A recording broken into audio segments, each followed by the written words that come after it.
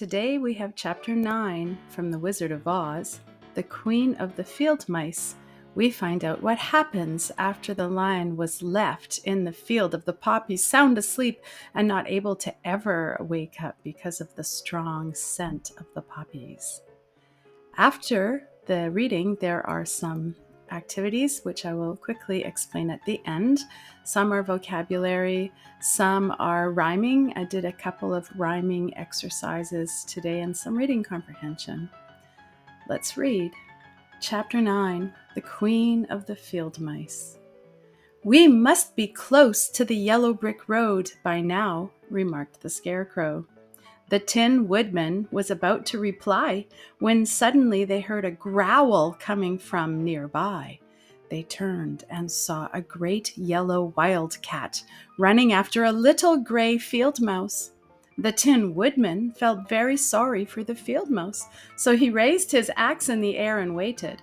As soon as the wildcat ran by, the Tin Woodman chopped its head off in one enormous blow. The field mouse, realizing the woodman had saved its life, came running back. The mouse said, "Oh, thank you, you saved my life." "Oh, you're welcome," replied the Tin Woodman. "I have no heart, so I just go by the rule that I need to help all those who may need a friend, even if it is only a mouse." "Only a mouse!" cried the little animal indignantly. "Why, I am a queen, the queen of the field mice." "Oh, indeed," said the woodman, and he bowed. "You have done a great deed," said the queen of the field mice, "as well as a brave one." At that moment, many little mice came running towards them as fast as they were able. "Oh, your Majesty!" they exclaimed. "We thought you would be killed. How did you escape from that huge wildcat?" They all bowed to their little queen. "That tin man over there killed the wildcat and saved my life," responded the mouse queen. "You must now all serve him and obey his every wish." "We will," replied the little mice all together. Right at that moment, Toto woke up and barked, and all the mice ran away as fast as they could. The woodman caught Toto in his arms and cried, "Come back!" to all the mice. They were afraid of the dog. The Tin Woodman held onto Toto and told the mice he would not let the dog hurt them. One by one, all the mice came back. They still looked a little bit worried about the dog, but Toto behaved himself and did not bark anymore. The queen asked, "Is there anything we can do to repay you for the favor of saving my life?" The Tin Woodman said he could not think of anything. The Scarecrow was thinking and thinking, and very sad he didn't have a brain at a time like this. But he asked the queen a question. "Are there many mice who obey you?" "Oh, yes," replied the Mouse Queen. "There are thousands and thousands of mice who are my subjects." The Scarecrow continued, "You see, we have a friend who is a lion who is stuck in the poppy field," and the Queen interrupted and said, "Oh no, a lion would surely eat us all up." "No, this is a cowardly lion. He says so himself. He is our friend, and he will treat you with kindness," replied the Scarecrow. "Okay, then, we will trust you. What should we mice do?" said the Queen. "Can you ask thousands of mice to come here at once, and also ask each one of them to bring a long piece of string?" the Scarecrow asked the Queen. The Queen turned to the mice around her and asked them to go out in all directions and collect all the other ones to come back, each carrying a piece of string. So the mice quickly scurried away to do what she had asked.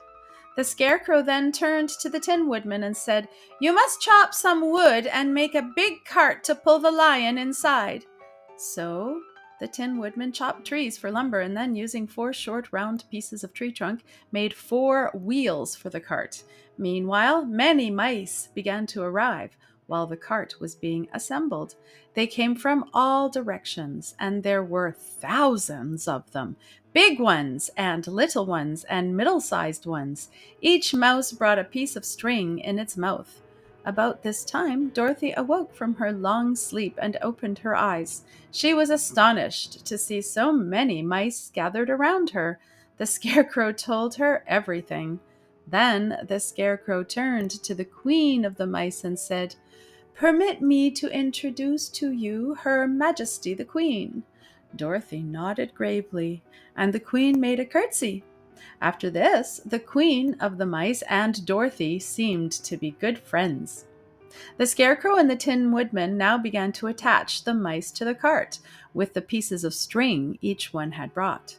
One end was tied to the cart and the other end around the neck of each mouse. Since there were so many of them, when all the mice were harnessed to the cart, they were able to pull it easily. Even the Scarecrow and the Woodman were able to sit in the cart and be pulled by the strange little horses. The mice pulled the cart to where the sleeping lion lay. The lion was heavy. It was very hard work, but they all managed to finally lift him into the cart. Then the Queen gave the order. She thought they should all hurry before the mice succumbed to the powerful poppy flowers. The mice began to pull. At first, the cart would not budge, but gradually it started to move slowly. The mice pulled the heavy loaded cart with all their might, and steadily it moved forward until it moved out of the poppy bed and into a green field. Now they could breathe fresh, sweet air again instead of the poisonous scent of the flowers. Dorothy came to meet the mice and thanked them profusely for saving the life of her friend. She had grown very fond of the lion and was very glad to have him back. The mice were unharnessed from the cart, and they all scampered away back to their homes. The Queen of the Mice was the last to leave. She said, "If you ever need us again, come into the field and call. We shall all come to your assistance. Goodbye." "Goodbye," they all replied to her as she ran away back into the grass and disappeared. After this, they all sat down beside the lion and waited for him to wake up. End of chapter 9. Let's look at the exercises. The first one is very simple. Answer the questions from chapter 9 below. Every square, and there are only 6, has a question and a multiple choice reply here. So it's just for practicing the words, what do they mean, and practicing reading. Each student can read the question and can read the one-word answer or could put the one word into a sentence. For example, which flower is poisonous?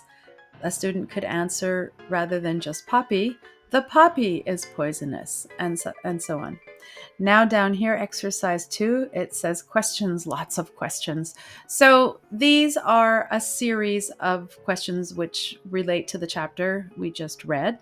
And so I started with a true or false, but after there are just some regular answer the question style. And when it says read selection number 2, that means it directs the student exactly to where you can find that answer. So it makes it nice and easy. Let's do number 2. Read selection number 2. What jumped out of the grass and chased a little mouse? So we remember that it was the wildcat, but if you don't remember, you just quickly scroll back to number 2 and you read the whole thing, the Tin Woodman, etc. And you see in the middle a great yellow wildcat was running toward the field mouse. So that's the answer there. And these questions continue on till number 15. Let's look at 15. What 2 hard things did the Scarecrow, the Tin Woodman, and the mice achieve? The answers are found in selections 27 and 28. 2 answers, 2 full sentences would do the trick. Now exercise 3, rhyming words. Just for fun, try to find a word in English that rhymes. 2 words that have the same ending sound, and I put some examples. Duck and truck, cat and bat. You can pick words from the word box or find your own rhyming word for each example. So mice can be nice or slice or dice, things like that. Queen, and you can have clean, mean, green, And even words that almost sound like queen, we can count as rhymes. For example, like steam, it doesn't quite rhyme. But for a beginner, that sounds good. Now, number 4, practice making a poem. And I have it very, very easy. So there's a couple of little examples of couplets. Nothing simpler than couplets, but it's a very good early exercise for practicing with rhymes. Here's one for students to fill in the blank.